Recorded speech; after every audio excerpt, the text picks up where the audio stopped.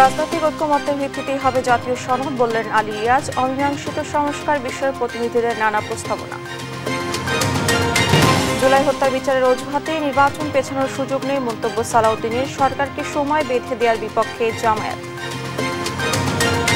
Budget বাস্তবায়ন করে footprint রেখে যাবে সরকার বললেন অর্থ উপদেষ্টা। এখনও পাচার হওয়া অর্থ ফেরাতে না পারায় আক্ষেপ। ঈদ উদযাপনে ঢাকা ছাড়ছে মানুষ। রেল সড়ক কোথাও নেই যানজট ভোগান্তি। টাঙ্গাইলে ট্রাক মাইক্রোবাস সংঘর্ষে ৩ জন নিহত। ঈদ ঘনিয়ে আসায় জমে উঠছে কোরবানির পশুর হাট। বৃষ্টি উপেক্ষা করে চলছে বেচাকেনা। দাম নিয়ে ক্রেতা বিক্রেতার মিশ্র প্রতিক্রিয়া। এবং মিনার উদ্দেশ্যে রওনার মধ্য দিয়ে রাতে শুরু হজের মূল আনুষ্ঠানিকতা। আল্লাহর সন্তুষ্টি লাভে মক্কার প্রার্থনায় মশগুল ১৮ লাখ মুসল্লি। আমন্ত্রণ সংবাদ রাতে দেখছেন শিরোনামগুলো, সঙ্গে আছি আমি ডানা ইসলাম। এবারে বিস্তারিত।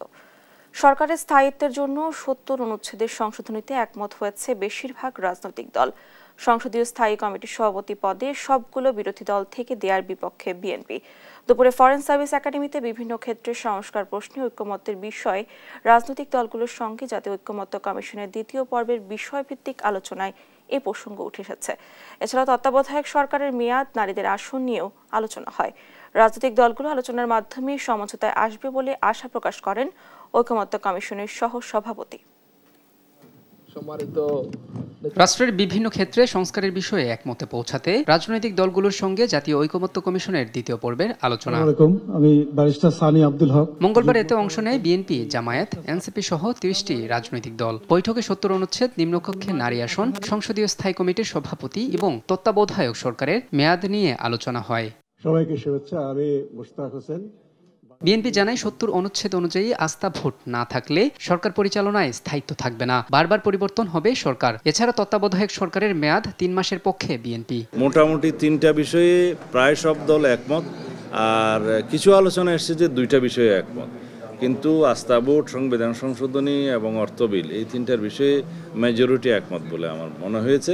বৈঠকে অর্থ বিলের পাশাপাশি আস্থা ভোট থাকার পক্ষে জাতীয় নাগরিক পার্টি। তাদের দাবি, সংসদ সদস্যদের স্বাধীনতা যেমন দরকার তেমনি দরকার সরকারের স্থিতিশীলতা। হাসিবুদ্দিন হোসেন, মিডিয়া সমন্বয়ক, রাষ্ট্র সংসদীয় সব কমিটিতে বিরোধী দল থেকেই প্রধান করার পক্ষে মত দেন এনসিপি নেতা সার্জিস আলম। স্থায়ী কমিটির যে সভাপতি, সেটা বিরোধী দল থেকে দেওয়ার যে সিদ্ধান্ত, এই বিষয়ে সবার ঐকমত্য আছে, কিন্তু আমরা আমাদের জায়গা থেকে মনে করি যে এগুলোর পাশাপাশি আরও গুরুত্বপূর্ণ কিছু মন্ত্রণালয়ের স্থায়ী কমিটির সভাপতি বিরোধী দল থেকে দেওয়া উচিত। এদিকে নির্দলীয় তত্ত্বাবধায়ক সরকারের অধীনে জাতীয় সংসদ নির্বাচনের পাশাপাশি স্থানীয় সরকার নির্বাচন করার পক্ষে মত দিয়েছেন জামায়াত নেতারা। নো কনফিডেন্স এবং সংবিধান চেঞ্জ, এই 3টা বিষয় ছাড়া আর সকল বিষয়ে একজন পার্লামেন্ট মেম্বার তার দলের বিপরীতে চাইলে অপিনিয়ন দিতে পারবেন। এছাড়াও সংবিধানের ৭০ অনুচ্ছেদ পরিবর্তনের পক্ষে মত দেন দলগুলো। তবে নারী আসন নির্বাচন পদ্ধতি নিয়ে ভিন্ন মত দিয়েছেন তারা। আগামী সংসদটা হবে সংবিধান সংস্কার পরিষদের সংসদ। পার্লামেন্ট মেম্বারগণ স্বাধীনভাবে তাদের মতামত দিতে পারবেন। এদিকে সংস্কার কমিশনের প্রস্তাবই চূড়ান্ত নয় বলে জানায় ঐকমত্য কমিশন। তারা বলেছেন, দলগুলো যেসব মতামত দিয়েছে তার আলোকেই করা হবে জুলাই সনদ। যে প্রক্রিয়াটার সঙ্গে আমরা সকলে আন্তরিকভাবে যুক্ত আছি এবং আমরা আশা করছি যে আমরা আমাদের যে অভিষ্ট লক্ষ্য জাতীয় সনদ, সেই জাতীয় সনদ তৈরির ক্ষেত্রে অগ্রসর হতে পারব। গেল অক্টোবরে সংবিধান নির্বাচন ব্যবস্থা সংস্কারে বেশ কয়েকটি কমিশন করে অন্তর্বর্তী সরকার। ফেব্রুয়ারিতে পূর্ণাঙ্গ প্রতিবেদন দেয় কমিশনগুলো। এরপর তাদের দেয়া সুপারিশের বিষয়ে ঐকমত্যে পৌঁছাতে ১৫ ফেব্রুয়ারি যাত্রা শুরু করে জাতীয় ঐকমত্য কমিশন। শাকিলুজ্জামান, দপ্তর সম্পাদক, মোহাম্মদ আলাউদ্দিন, দেশ টিভি, ঢাকা। জুলাই হত্যার বিচারের অজুহাতে নির্বাচন পেছানোর কোনো সুযোগ নেই বলে মন্তব্য করেছেন বিএনপির স্থায়ী কমিটির সদস্য সালাউদ্দিন আহমেদ। গণ অধিকার পরিষদ আয়োজিত আলোচনায় এ কথা বলেন তিনি। আর বর্তমান সরকারের সদিচ্ছা থাকলে ডিসেম্বরের আগেই নির্বাচন সম্ভব বলে মন্তব্য করেন বক্তারা। এ নিয়ে আরো জানাচ্ছেন আলী আক্কাস আকাশ। ঢাকা রিপোর্টার্স ইউনিটিতে দেশের চলমান পরিস্থিতি, গণহত্যার বিচার, রাষ্ট্র সংস্কার সহ আগামী নির্বাচনের রোডম্যাপ নিয়ে আলোচনা সভা করে গণ অধিকার পরিষদ। জিন্দাবাদ। এ সময় রাষ্ট্র সংস্কার, বিচার এবং সুষ্ঠু নির্বাচনের জন্য বিভিন্ন প্রেক্ষাপট ও করণীয় তুলে ধরেন বক্তারা। নির্বাচনই বাংলাদেশের সবচেয়ে বড় সংস্কার, আর বাকি যা সংস্কার সেটা সময়ের ব্যাপার। আমরা দলগুলো যা চেয়েছি, যতটুকু মিল আছে সেইটার আলোকে একটি জাতীয় সনদ তৈরি করুন। 16 বছর ধরে মানুষ যে অবাধ নিরপেক্ষ বিশ্বাসযোগ্য নির্বাচনের জন্য অপেক্ষা করছে, এরকম একটা গ্রহণযোগ্য বিশ্বাসযোগ্য জাতীয় নির্বাচনের ব্যবস্থা করা। প্রধান অতিথির বক্তব্যে বিএনপির স্থায়ী কমিটির সদস্য সালাউদ্দিন আহমেদ বলেন, শেখ হাসিনা জাতিসংঘের স্বীকৃত খুনি। ভবিষ্যতে যে দলই ক্ষমতায় আসুক, গণহত্যার বিচার চলবে।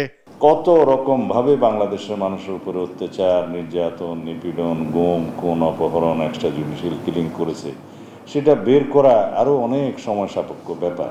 এগুলো সবই রেকর্ডেড হবে এবং আশা করি ভবিষ্যতে যারা এই সরকারে আসুক তারা এই বিচার প্রক্রিয়া চালু রাখবেন। আর গণ অধিকার পরিষদ সভাপতি নুরুল হক নূর বলেন, নির্বাচন পেছাতে দেশীয় নয় আন্তর্জাতিক মহল নীল নকশা আঁকছে, যার দৃষ্টান্ত মানবিক করিডোর এবং চট্টগ্রাম বন্দর ইস্যু। বাংলাদেশের ভূখণ্ড ব্যবহার করে মিয়ানমারকে করিডোর দেওয়ার যে প্রকল্প, এটি একটি বিদেশি চক্রান্ত, এটি একটি বিদেশি প্রজেক্ট। এর মধ্যে দিয়ে বাংলাদেশকে বিদেশিদের একটা কুরুক্ষেত্রে পরিণত করার ষড়যন্ত্র এবং ছক আঁকা হচ্ছে। ঐক্যমতের ভিত্তিতে আগামী দিনে একটি সুষ্ঠু নির্বাচনের প্রত্যাশাও জানান গণ অধিকার পরিষদের সভাপতি। নির্বাচনের অন্তত একটা সুনির্দিষ্ট মাসের তারিখ আমরা জানতে চাই। আলী আকাশ, দেশ টিভি, ঢাকা। আগামী নির্বাচন ডিসেম্বর থেকে ফেব্রুয়ারির মধ্যে হলে ভালো হয়, তবে এপ্রিলের পরে যাওয়া ঠিক হবে না, এমন মন্তব্য করেছেন জামায়াতে ইসলামের আমির ডক্টর শফিকুর রহমান। তার মতে ভোটের জন্য সরকারকে সময় বেঁধে দেওয়ার পক্ষে নয় তিনি। মঙ্গলবার সকালে রাজধানীর একটি হোটেলে জামায়াত ইসলামী সংবাদ সম্মেলনে কথা বলেন তিনি। জামায়াতের আমির বলেন, ফ্যাসিবাদ দেশ থেকে বিদায় নিয়েছে, কিন্তু ফ্যাসিজম থেকে গেছে। ফ্যাসিবাদের বিদায়ে দেশে সুষ্ঠু, গ্রহণযোগ্য ও নিরপেক্ষ নির্বাচন জরুরি। এ সময় নির্বাচন কমিশন দাঁড়িপাল্লা প্রতীক ফিরিয়ে দেবে আশা জানিয়ে তিনি বলেন, পক্ষপাতমূলক আচরণ করবে জামায়াত চুপ থাকবে না। ডিসেম্বর 25 থেকে জুন 26 এর ভিতরে তিনি নির্বাচন দেওয়ার পক্ষে। আমরা আমাদের মতটা ইতিমধ্যে ব্যক্ত করেছি যে এইটা ফেব্রুয়ারির মধ্যভাগে হতে পারে, রোজার আগে আগে। কোনো কারণে যদি এই সমস্ত শর্ত পূরণ করতে গিয়ে না হয়, তাইলে কোনো অবস্থায় এপ্রিল পার না হওয়াটা ভালো হবে। কারণ মে মাস থেকে আমাদের দেশের আবহাওয়া কিন্তু ক্রমাগত খারাপের দিকে যায়। এটা নির্বাচনের জন্য উপযুক্ত কোনো সিজন হবে না। আমরা এইভাবেই আমাদের মতামতটা ব্যক্ত করেছি, কিন্তু আমরা বেঁধে দেওয়ার অধিকার রাখি না। আশু বাস্তবায়নযোগ্য সংস্কারগুলো আগস্ট মাসের মধ্যে শেষ করার চেষ্টা চলছে বলে জানিয়েছেন আইন উপদেষ্টা আসিফ নজরুল।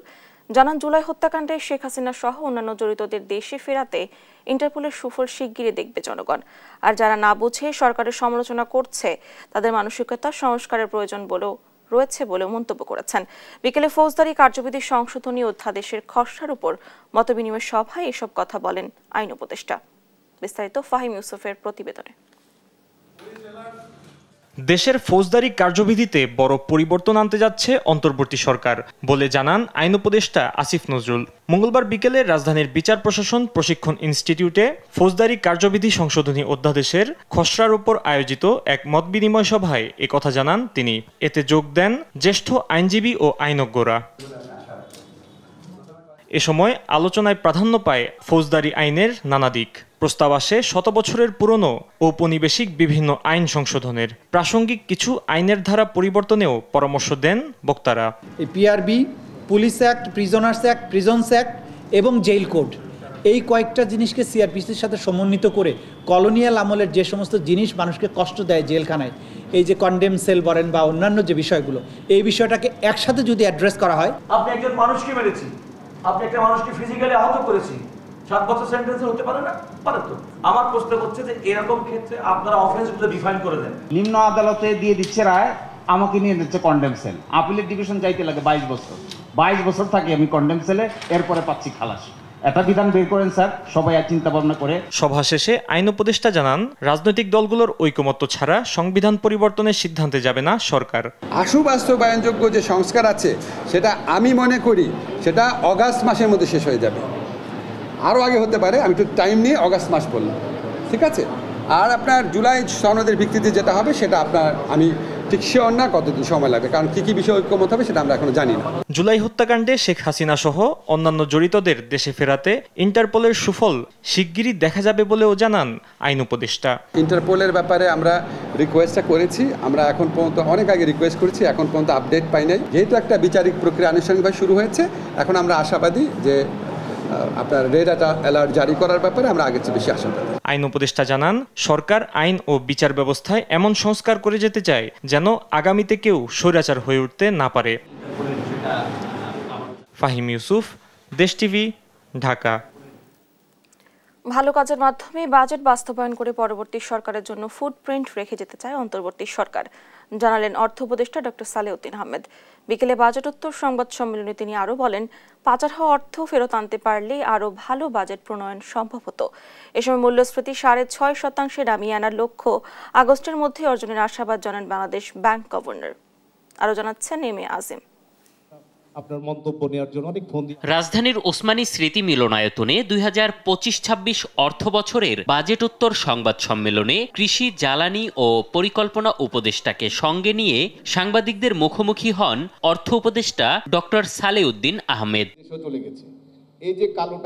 শুরুতেই প্রস্তাবিত বাজেটকে ব্যবসা ও জনবান্ধব উল্লেখ করেন অর্থ উপদেষ্টা। বলেন, দেশ থেকে পাচার হওয়া অর্থ ফিরিয়ে আনতে পারলে আরো ভালো বাজেট দেয়া সম্ভব হতো, কমতো ঋণ নির্ভরতাও। একটু ভালো হতো যদি সম্পদ আমরা বেশি পেতাম, আমাদের দেশীয় সম্পদ যদি আরো বেশি, আপনার ট্যাক্স যদি আরো বেশি আদায় করতে পারতাম, ট্যাক্স যদি ফাঁকি না দেওয়া হতো, ভ্যাট যদি ফাঁকি না দেওয়া হতো, করাপশন যদি না থাকতো, দেশে টাকা করে ফিরিয়ে আনতে পারতাম, তখন আমার ওই বাজেট সাপোর্টও রাখতো না IMF বা ওয়ার্ল্ড ব্যাংকের, ওই টাকা দিয়ে কিন্তু আমরা পুরো বাজেট ঠিক করতে পারতাম।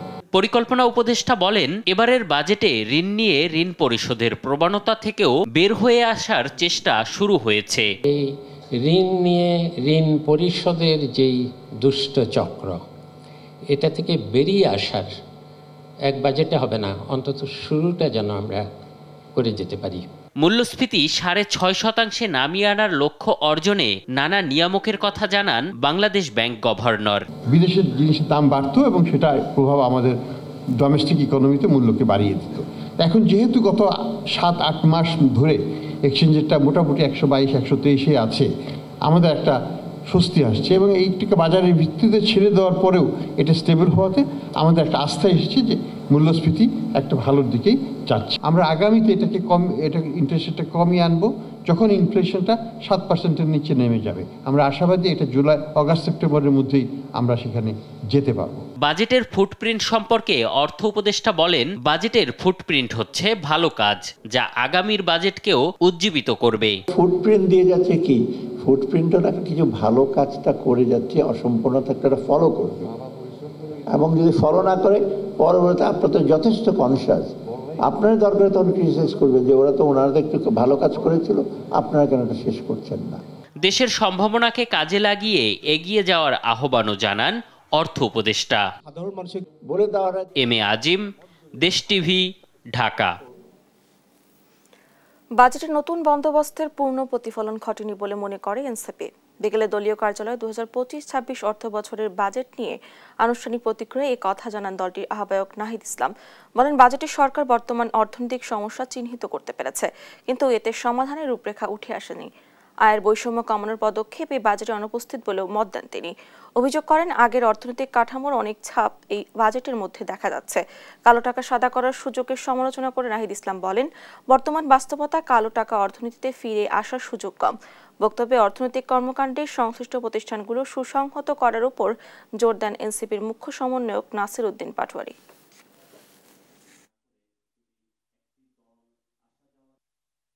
এই ভীষণটার কথা আমরা বলতেছি বৈষম্যহীন সমাজে, সেইটা এই বাজেটের মধ্যে দিয়ে আসেনি। এটি 1 বছরের জন্য বাজেট হলেও সেটার বাস্তবভিত্তিক হলেও কিন্তু সেটার নতুন বন্দোবস্তের যে আকাঙ্ক্ষা, অর্থনৈতিক রূপান্তরের যে আকাঙ্ক্ষা, সেই আকাঙ্ক্ষার পূর্ণ প্রতিফলন ঘটেনি বলে আমরা মনে করছি। ভারত থেকে পুশিন ঠেকানো সম্ভব হচ্ছে না, তবে এই বিষয়ে ভারতের সঙ্গে চিঠি আদান প্রদান হচ্ছে। আজকালের মধ্যে আবারও চিঠি দেওয়া হবে বলে জানান পররাষ্ট্র উপদেষ্টা তৌহিদ হোসেন।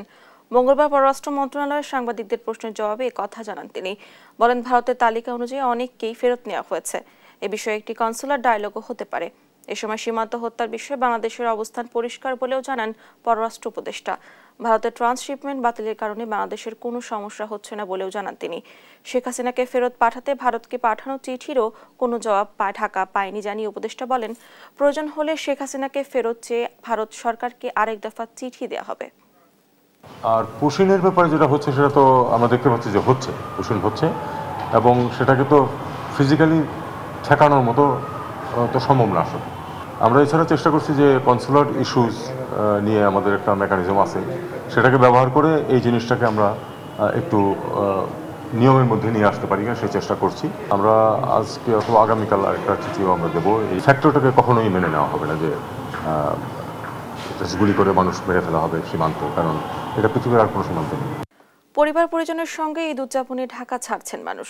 মঙ্গলবার সকাল থেকে কমলাপুর রেলওয়ে স্টেশনে শিডিউল মেনে ছেড়ে যাচ্ছে ট্রেন। বাস টার্মিনালেও নেই ভোগান্তি। স্বস্তির যাত্রায় খুশি যাত্রীরা। এ নিয়ে আরো জানাচ্ছেন ইউসুফ ভুইয়া।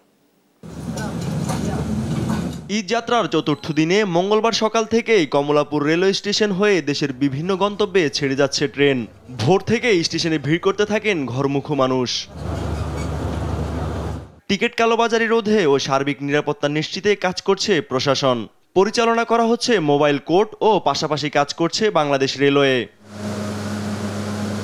এবারের ঈদ যাত্রায় ভোগান্তির মুখোমুখি না থাকায় সন্তুষ্ট যাত্রীরা। অনলাইনে সার্ভার জটিলতা থাকলেও টিকিট পেয়ে ট্রেন যাত্রা যেন ঈদ আনন্দকে বাড়তি মাত্রা যোগ করেছে। ঢাকা তো ব্যস্ত জীবন, গ্রামে অনেক ভালো লাগে, সবার সাথে ঈদ করবো। আমাদের কিরকম ভোগান্তি পড়তে হয় না। টিকিট কাটার আগে যেটা হয় একটু মানে খুবই হয়ে যায়, ঝামেলার মধ্যে পড়তে হয়, বাট পেয়ে গেছি ফাইনালি, এটা খুবই ভালো লাগছে। এদিকে গাবতলী, মোয়াখালী ও সায়দাবাদ টার্মিনাল থেকে ছেড়ে যাচ্ছে দূরপাল্লার বাস। টার্মিনালে যাত্রী চাপ বাড়লেও যথাসময়ে বাস ছেড়ে যাওয়ায় ভোগান্তি নেই। যাত্রীদের চাপ ইনশাল্লাহ মোটামুটি ভালো, এখন পর্যন্ত শিডিউল ঠিক আছে, যানজট মোটামুটি নেই, আলহামদুলিল্লাহ। অনেক ভালো লাগলো, রানীগঞ্জ থেকে আসলাম, কোনো যানজট নেই। এর আগে ছিল ভাড়া অনেক, এর আগে আমরা গেছিলাম হচ্ছে 3000ও লাগছিল, এবার অনেক লিমিটের মধ্যে। এদিকে ঈদযাত্রা নির্বিঘ্নে করতে রেলওয়ে স্টেশন, বাস টার্মিনাল ও লঞ্চ ঘাটে পর্যাপ্ত নিরাপত্তা নিয়েছে আইন শৃঙ্খলা বাহিনী। ইউসুফ ভুইয়া, দেশ টিভি, ঢাকা। টাঙ্গাইলের বাসাইলের মহাসড়কে ট্রাকের পেছনে মাইক্রোবাসের ধাক্কায় বাবা ও ছেলে সহ 3 জন নিহত হয়েছে। মঙ্গলবার সকাল 9টার দিকে ঢাকা টাঙ্গাইল যমুনা সেতু মহাসড়কের করাতি বাইপাস এলাকায় এই ঘটনা ঘটে। বাসাইল থানার ভারপ্রাপ্ত কর্মকর্তা জালাল উদ্দিন জানান, মহাসড়কে দাঁড়িয়ে থাকা ট্রাককে পিছন থেকে ধাক্কা দিয়ে ঘটনাস্থলে বাবা ও 2 সন্তানের মৃত্যু হয়। এই ঘটনায় আরও 3 জন গুরুতর আহত হয়েছেন।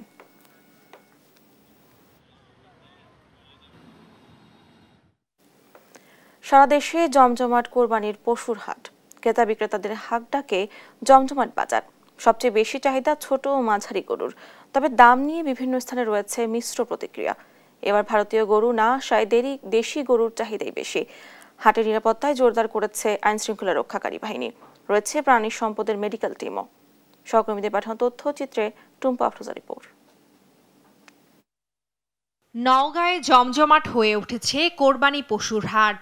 জেলায় এবার চাহিদার তুলনায় দ্বিগুণেরও বেশি গরু রয়েছে। ক্রেতা বিক্রেতাদের উপস্থিতিতে সরগরম হয়ে উঠেছে হাটগুলো। পাশাপাশি ভিড় জমাচ্ছেন দূর দূরান্তের পাইকাররাও। হাটগুলোতে ছোট ও মাঝারি গরুর চাহিদাই বেশি দেখা গেছে, তবে দাম নিয়ে রয়েছে মিশ্র প্রতিক্রিয়া। হাটে গরু অনেক প্রচুর আমদানি, কিন্তু বড় গরুর চাহিদা একটু কম, বুঝতে পারছেন? মাঝারি গরুটা একটু চাহিদা বেশি, খেড়ের দাম বেশি, মনে করেন সব খাদ্যের দাম বেশি, বাজার হালকা হয়ে আছে গরু। নেত্রকোনায় চাহিদার তুলনায় বেশি কোরবানির পশু থাকলেও বড় গরুর চাহিদা একেবারেই কম। বেশি কদর ছোট ও মাঝারি গরুর। তবে এবার পশুর মূল্য স্বাভাবিক আছে বলে জানিয়েছেন ক্রেতা বিক্রেতারা। বিভিন্ন উপজেলায় স্থায়ী ও অস্থায়ী মিলিয়ে 150টির মতো পশুর হাট বসানো হয়েছে। নিরাপত্তা জোরদার করেছে আইন শৃঙ্খলা রক্ষাকারী বাহিনী। রয়েছে প্রাণী সম্পদের মেডিকেল টিমও। খাদ্যর দাম বেশি, আটার দাম বেশি, সারের দাম বেশি, সেই প্রেক্ষিতে আমার পুষতেছে না। 1 লাখ টাকা দামের গরু, এটা 1,10,15 হাজার টাকা দাম চাচ্ছে। আমি মোটামুটি 1,10,000 মধ্যে কেনার চেষ্টায় আছি। এই আমরা 1,20,000 গরু, আমরা 90 দাম। আজকে বাজারে একটু গরু বেশি উঠছে, কাস্টমার কম। ফেনীতে কোরবানির পশুর হাটে ক্রেতা বিক্রেতাদের হাক ডাকে জমে উঠেছে বাজার। জেলায় স্থায়ী ও অস্থায়ী মিলে 113টি পশুর হাট বসছে। দেশি প্রজাতির গরু এখানে বেশি পাওয়া যাচ্ছে, পছন্দের পশু দর কষাকষি করে বেচাকেনা করছেন ক্রেতা বিক্রেতারা। তবে এবার দাম বেশি মনে করছেন ক্রেতারা। এদিকে বিক্রেতারা বলছেন খাদ্য ও পরিচর্যায় খরচ দ্বিগুণ হয়েছে। প্রতিটি হাটে রয়েছে পুলিশের কঠোর নিরাপত্তা ব্যবস্থা। দিনাজপুরের ১৩টি উপজেলায় স্থায়ী ও অস্থায়ী মোট ৬৮টি পশুর হাট বসছে। জেলায় সবচেয়ে বেশি গরু বেচাকেনা হয় নবাবগঞ্জের আফতাবগঞ্জ হাটে। এবছর মঙ্গলবারই কোরবানির শেষ হাট বসায় প্রচুর মানুষের সমাগম ঘটেছে। এখানে গরুর দাম অনেকটাই কম বলে জানান বিক্রেতারা। অনেককেই তাদের চাহিদা অনুযায়ী পশু কিনে বাড়ি ফিরতে দেখা গেছে। এবার ঈদযাত্রা সুখকর করতে ও ছদ্মবেশে ডাকাতি ঠেকাতে যাত্রীদের ছবি তোলা হবে জানান স্বরাষ্ট্র উপদেষ্টা। মঙ্গলবার সচিবালয়ে এক ব্রিফিং এসব কথা বলেন তিনি। এ সময় তিনি আরো বলেন, আনাড়ি চালক যেন গাড়ি চালাতে পারে সেই বিষয়ে সবাই সতর্ক থাকার আহ্বান জানান তিনি।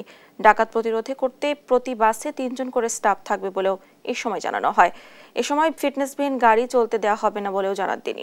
পাশাপাশি চালকদের বিশ্রামের ব্যবস্থা নিতে মালিকদের প্রতি নির্দেশনা দেওয়া হয়। সার্বক্ষণিক আইনশৃঙ্খলা পরিস্থিতি পর্যবেক্ষণ করতে থাকবে মনিটরিং টিম।